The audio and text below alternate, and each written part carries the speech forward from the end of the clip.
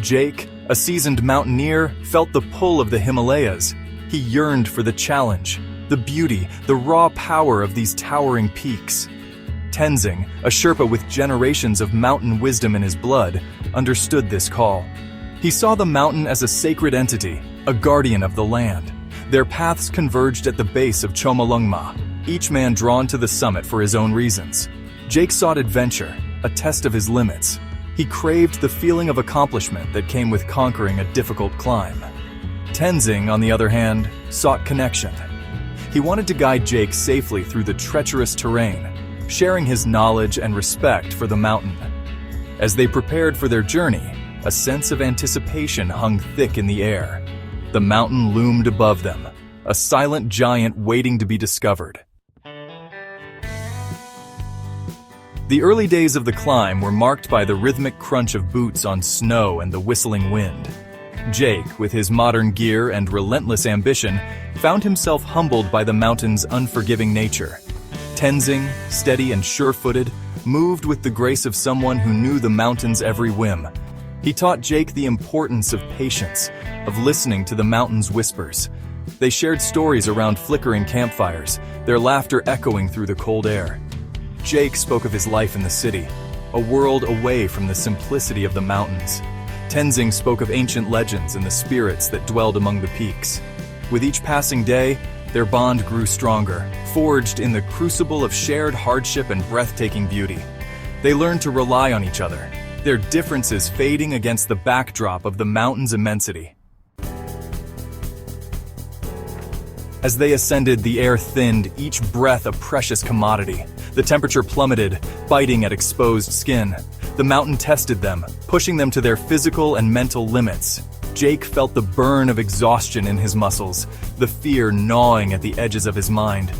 He learned that the mountain demanded respect, that it would not be conquered, only climbed with humility and grace. Tenzing, ever watchful, guided Jake through treacherous icefalls and navigated around hidden crevasses. He shared his knowledge of the mountain's moods, reading the subtle signs of changing weather patterns.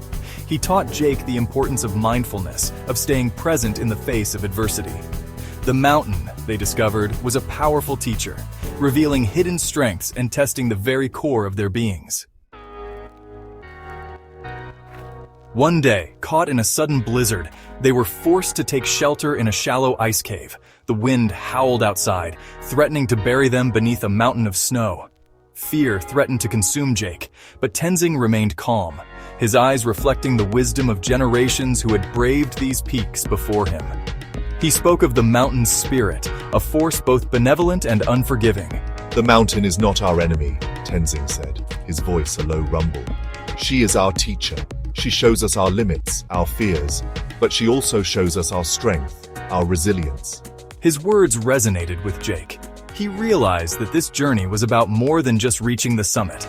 It was about the lessons learned along the way, the self-discovery found in the face of adversity. It was about respect for the mountain, for nature, and for the limits of human endurance. The mountain had tested them, shaped them, and ultimately brought them closer to themselves and to each other. As they made their descent, Jake knew he would carry the lessons of the mountain within him forever. The mountain, he realized, wasn't just a physical challenge, but a spiritual one as well. It was a sacred guardian, a place of profound beauty and immense power, and he had been forever changed by his encounter with it. Finally, they stood on the summit, the world a breathtaking panorama of snow and sky. The air was thin, the silence profound. Jake felt a surge of accomplishment, but it was different from what he'd expected. It wasn't the thrill of conquest, but the quiet satisfaction of a challenge met, a journey completed. He looked at Tenzing, his eyes filled with gratitude. They emerged from the storm stronger, their bond deepened by the shared experience. The summit, once the sole focus of their journey, now seemed less important than the journey itself. They continued their ascent, each step a testament to their resilience and the unspoken understanding they had forged.